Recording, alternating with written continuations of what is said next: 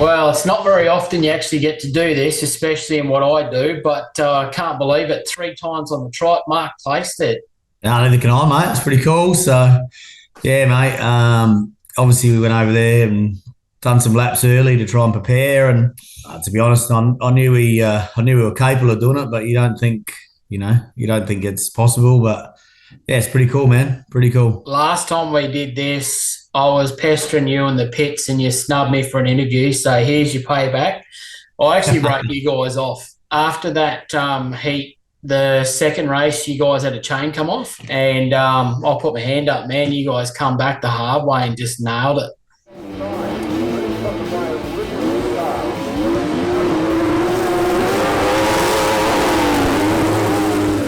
Doesn't get to you. That was just a mechanical failure. Monson and I come together in the first corner, and I'm not sure if it was the contact or whatever happened, but anyway, the chain come off, and we said as a team, we've been down and out before in Mildura, and we've dropped a heat, and you just put your head down, bum up, mate. That's what you put the work in for, and refocus, and come back out swinging, and that's what we did. Yeah. We got to run through some thank yous. I know the list is always getting bigger and that, but there's got to be people that come off the top of your head. For example, Pirie. I think that you guys together have gelled so well together, and it's just, you guys are amazing on the track. Yeah, for sure, mate. Pirie's obviously, he's a legend, mate. He just does the job week in, week out. No hassles, no dramas at all, mate. We just get along. We don't even really have to say too much. We both know exactly what's going on. We both know, we both can read each other. We both, we push each other, and we make each other a great team, and that's awesome. That's something we pride ourselves on. We're great mates, and we just get on with the job.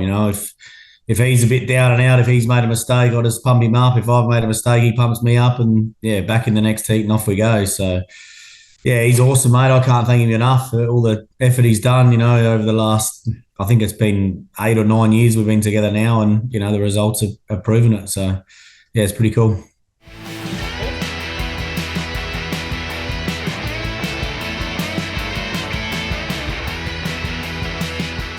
Also, the Stinger frame. I believe the last 3 titles on the trot have all been on a Stinger frame. Is that correct?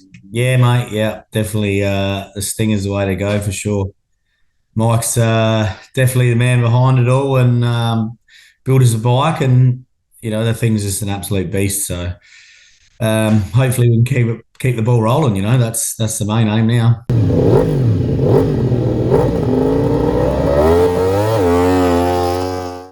Leading up to it, you guys did, I think, the Jeff Giddis meeting, and you nailed it there, and that was fine.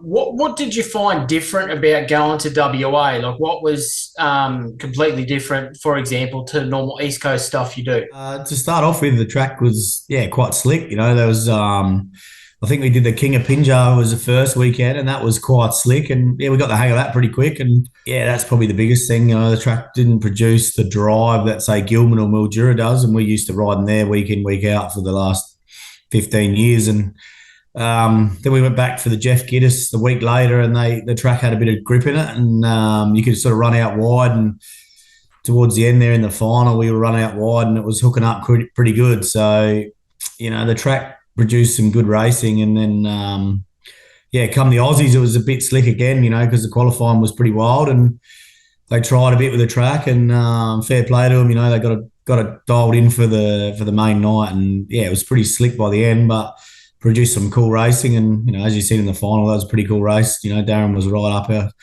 clacker, and sort of had a bit of a look coming out of turn 2, and he was like, his front wheel was pretty much rubbing Pitty's head, so it was head down, bum up for that last lap and hold it tight, and it was pretty awesome.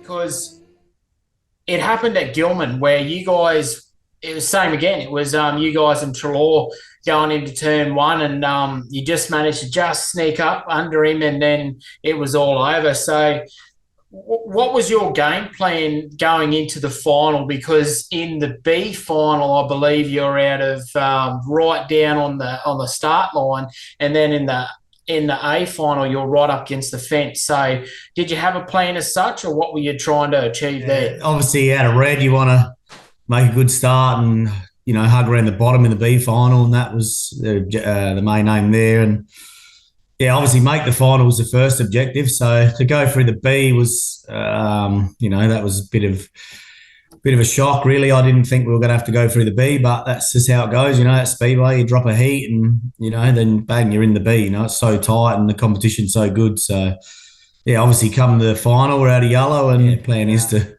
make the start and get around the outside of everyone. If that doesn't happen, you try a cutback, or you just don't know. Anything can happen. Anyone can make a good start. You can wheelie, you can spin up. There's just you just see what happens when you get to the corner, and it sort of opened up for us. And yeah, we never looked back really until the last lap. And I had to look back because I could hear Darren right behind me, and then hold a tight line on that last lap. Let's just take a minute to support the people who support me. Please go support these sponsors on all social medias. So I noticed that you guys, you were on song at Gillman earlier this year. I was down there for the SA title, but I noticed that Tyler Moon was keeping you honest there. And that track, it had a lot of tricky parts to it, because I think Chapo said it was miles underwater that day and you had to really do a lot to get your track. But you just come out with the win then, and I was lipping off even then to you when I interviewed you, saying, is this a thing to come for the Aussie titles? But did you feel like something was building then, or was it just another meeting? Always, Speedway, mate, anything can happen. I've said that heaps of times. You can win one week, doesn't mean you're going to win the next. So, we try and keep a level head. We obviously went to WA and won the first meeting, and I said it in an interview then on the podium, mate. Doesn't mean we're going to win next week. Doesn't mean we're going to win the Aussies. You still have a bit of confidence, but anyone can, come out firing the next week. And yeah, lucky enough, it was us at the Jeff Giddis, and we started to get things dialed and, go into the Aussie title with a bit of confidence. As I've always been confident, but never been probably a favourite. And I suppose it was pretty cool to be a favourite and then not fluff it, I suppose you want to put it. Yeah, so it was pretty surreal, to be honest with you, to go in as a favourite and actually deal with the pressure. And we had to deal with the pressure with losing the chain and then the B final, and just head down, bum up, and get it done. It's pretty cool.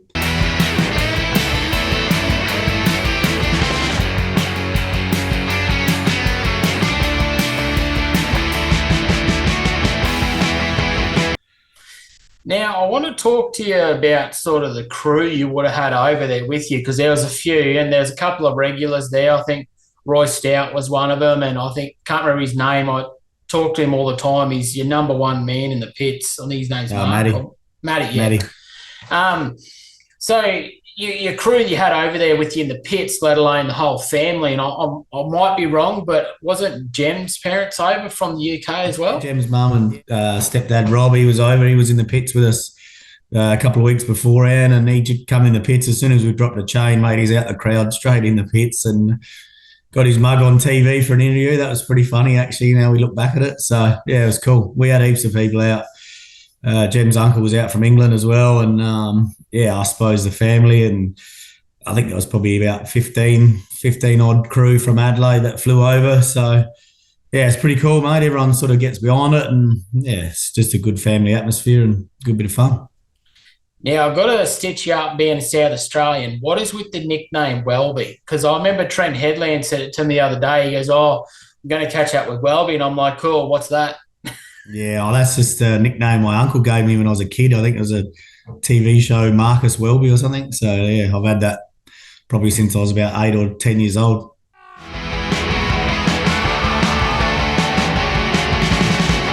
It was cool to see little man Jet up there with you, man, because when you go to Gillman, he's something else, by himself, just watching him with his little crew and that. But it was pretty cool to watch him get up on the podium with you. Yeah, he loves it, mate. Yeah, my daughter Zara, she's not real keen.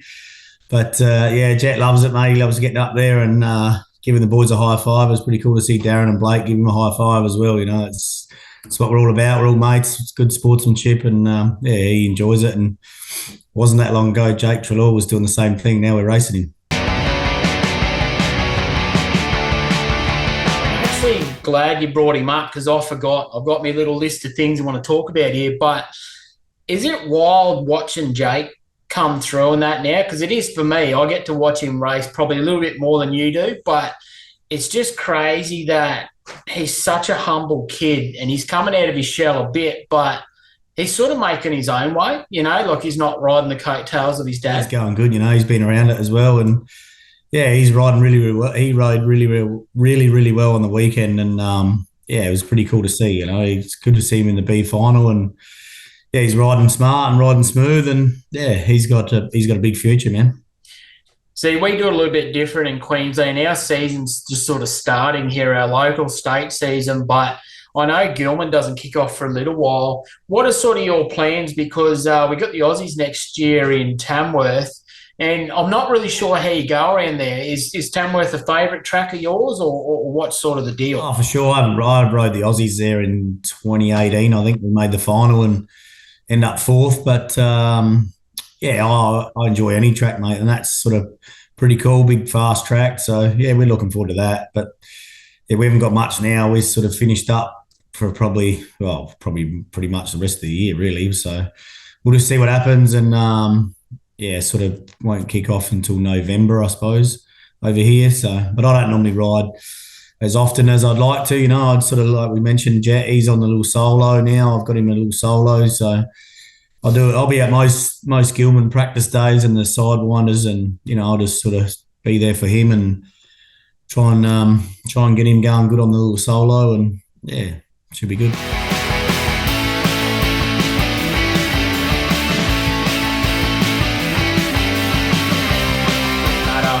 What you know about motorbikes, does he sort of go, "Oh, Dad, leave it alone, let me do my thing," or does he soak it all in, or are you just there as like the uncool dad, or what's the deal? He thinks he knows everything. Nah, he's all good, mate. He sort of listens. He watches enough, mate. We watch every Speedway Grand Prix with Jack Holder and Doyley and Frick and Chrissy Holder and those sorts of boys. They sort of he knows all them dudes, and yeah, he sort of follows along with all that. And then obviously he watches enough sidecar racing to know what's going on there too. So he's got a fair bit of info going in that little brain of his, and he's only 7, so yeah, God knows if he wants to carry on with it, we'll keep going. He's right into his basketball and his footy, so yeah, I'm not fussed if he rides or whatever, mate. He's just having fun. He's a kid, and yeah, I'll just back him whatever he wants to do.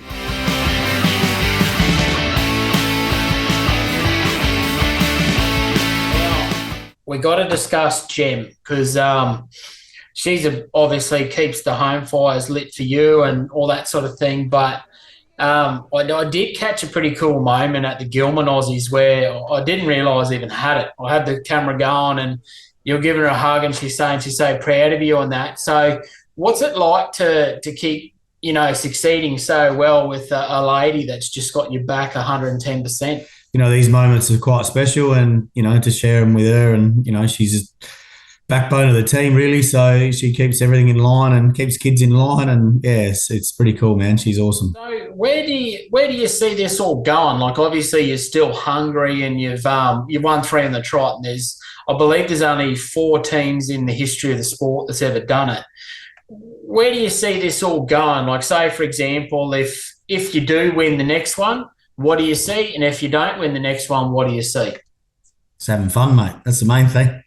Obviously, yeah, it'd be cool to win 4 in a row. It'd be cool to win 3 in a row. We've done that. So, you move on to the next goal. And, yeah, I don't think anyone's ever done 4 in a row, I don't think. So that'd be pretty cool. But as we spoke about, mate, anything can happen in Speedway. So we'll set the goals and, hopefully everyone gets to Tamworth and have a bit of fun and see what happens. Well, I'm not going to take your time up any longer, mate, because otherwise we'll just be sitting here just waffling nonsense. But thanks for coming on again, man. And I'm really pleased that I've actually been able to film some more of your racing, not just in Aussies. Like the SA title for me was a blast. And yeah, man, it's just good to see you around the traps with the kids and Gem and all that. So I'm stoked for you, man. Like, well done for everything you've done so far. Yeah, thanks, mate. Cheers. It's been good. Thank you.